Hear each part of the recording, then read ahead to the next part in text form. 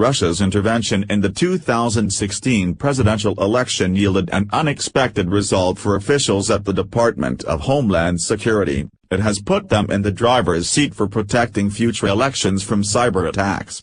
Since January, officials at the agency have grappled with how to work with state and local election officials to share information on imminent threats and develop response plans for when things go awry. The effort has spawned tensions with state officials, who are wary of a federal takeover of elections and have banned the slow pace at which the federal government offered up details on the Russia threat. Homeland Security has pressed forward, standing up a special counsel in October to engage with election officials on potential threats and how to defend against and respond to them. On the cusp of Tuesday's gubernatorial elections in Virginia and New Jersey, Homeland Security says agents have been on the ground in both states to help shore up their systems in advance of the vote.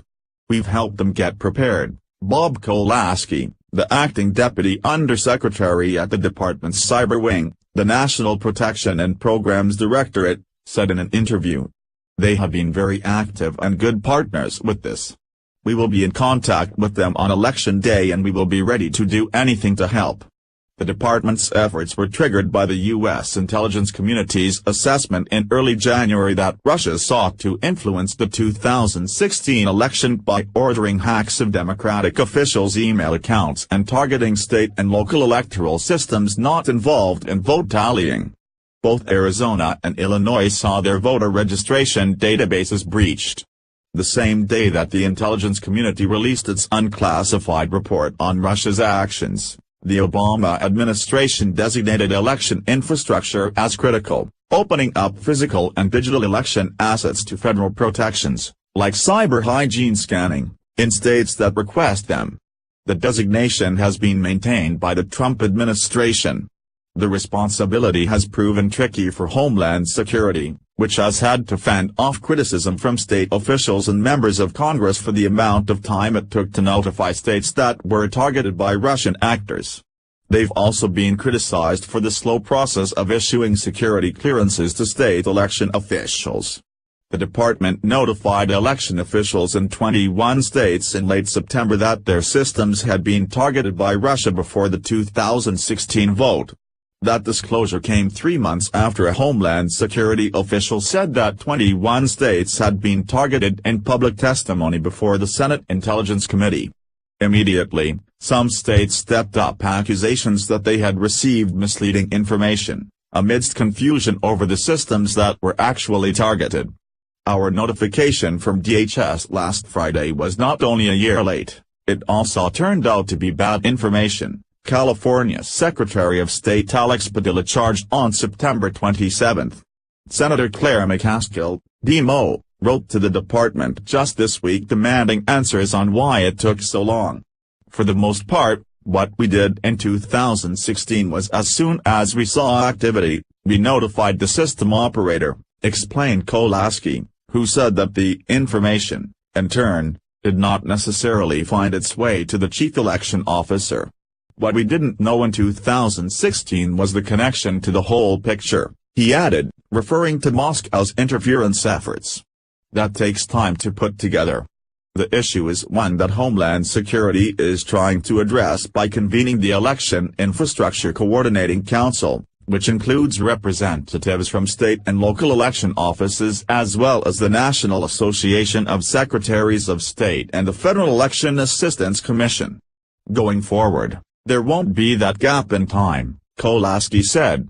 "One key element for improving information sharing with states is getting election officials the proper security clearances to view classified information, including the attribution of specific threat actors. That process began in August, and Homeland Security hopes to have a significant portion of state officials with clearances by the time the council holds its next meeting at the beginning of the year. At that point, state officials will be able to receive classified briefings on threats. They're still waiting for a threat assessment. The secretaries still really don't feel like they have had a full briefing," said Leslie Reynolds, executive director of the National Association of Secretaries of State. "The thing that the states need that the federal government has is information. Still, Homeland Security insists that in the meantime it will notify states of any activity on their networks. The government just may not be able to tell them who, or what, is behind it. Despite criticism, there are signs of improvement and increased coordination between federal and state representatives. It's moving in the right direction, Pandilla, the California Secretary of State, told The Hill Friday of the relationship with Homeland Security. "I wish it was moving more quickly." One of the states targeted by Russia in 2016 was Virginia, which has taken steps to scrap outdated touchscreen voting machines and solicit advice from Homeland Security on how to fix any critical cybersecurity vulnerabilities ahead of Tuesday's election. "I think the relationship has greatly improved over the past year," said Edgardo Cortes, Virginia's election commissioner. "The biggest role that they are going to play is figuring out where we have gaps so we can put resources toward that. I think we are working towards hashing out how to better communicate, what sort of communications are going to be helpful for election officials," Cortes added. Looking ahead to the 2018 midterm elections, Homeland Security is aiming to bolster relations with all 50 states to quickly share information and help election officials make decisions about how to address vulnerabilities. The department is aiming to create an incident response playbook to address potential cyber attacks. 1 year out from the 2018 contests, fears have begun to mount in Washington over the possibility that Russia, or another foreign actor, could again try to tamper with the election. While Kolaski would not divulge any information about specific targeting efforts in the last year, he indicated that the threat environment has remained on par with 2016. "I'll say it this way, we saw in 2016 that Russia had an intent to be involved in our elections and some capability to be active or to attempt to be active in scanning election systems. We have not seen any evidence that intent or capability has changed," Kolaski said. "We believe the intent and capability is still out there." Red Wilson contributed.